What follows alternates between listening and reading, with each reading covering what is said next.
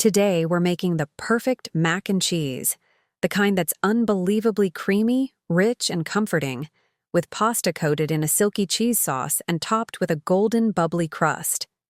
This isn't the box version you grew up with.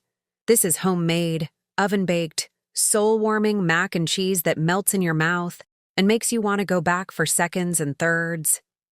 Whether you're cooking for your family, a potluck, the holidays, or just a cozy night in, this mac and cheese will become your go-to recipe. It's simple, it's reliable, and every bite feels like comfort in a bowl. We start with the base of every good mac and cheese, perfectly cooked pasta. Today I'm using classic elbow macaroni because it holds the sauce beautifully, but you can also use cavatappi, shells, or any shape that has curves and pockets. Cook the pasta until it's just al dente, soft on the outside but still firm in the center. This is important because the pasta will continue cooking in the oven, and we want it tender, not mushy. As the pasta cooks, salt the water well. It should taste like the ocean. That seasoning gets inside the pasta so every bite has flavor. When the noodles are cooked, drain them and set them aside.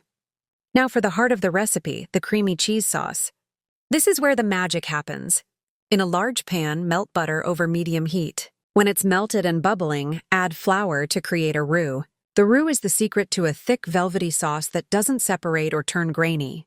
Cook the butter and flour together for a minute, stirring constantly until it becomes smooth and slightly golden. This step removes the raw flour taste and sets the foundation for the creaminess we're looking for. Next, slowly pour in warm milk, whisking as you go. This is how we build a smooth bechamel sauce.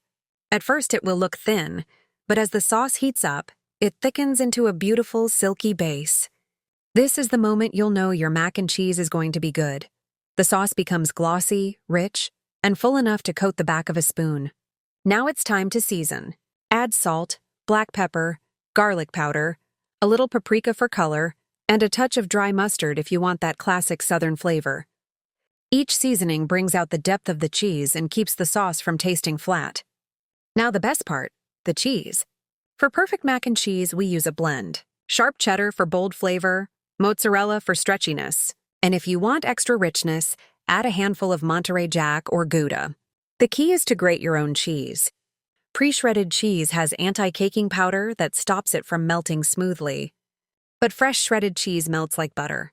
Add the cheese to the sauce slowly, stirring until it melts and the sauce becomes thick, creamy, and velvety. This sauce alone is so good you'll want to eat it with a spoon. Now pour your cooked pasta into the sauce and gently fold it in. Make sure every piece is covered. This is the creamy mac and cheese dream. At this point, you could eat it straight from the stovetop for a super creamy version. But today we're going all the way and baking it. Pour the mac and cheese into a buttered baking dish and spread it out evenly. For the topping, mix a little more shredded cheddar with breadcrumbs if you like a crunchy layer. Or keep it simple and just add cheese on top for a gooey, melted crust. Both ways are delicious. Bake your mac and cheese in a 350-degree Fath oven for about 20-25 minutes, or until the top is golden and bubbling and the edges look caramelized. As it bakes, the sauce thickens, the cheese melts beautifully, and the top becomes slightly crispy while the inside stays creamy. When you pull it out of the oven, let it rest for a few minutes.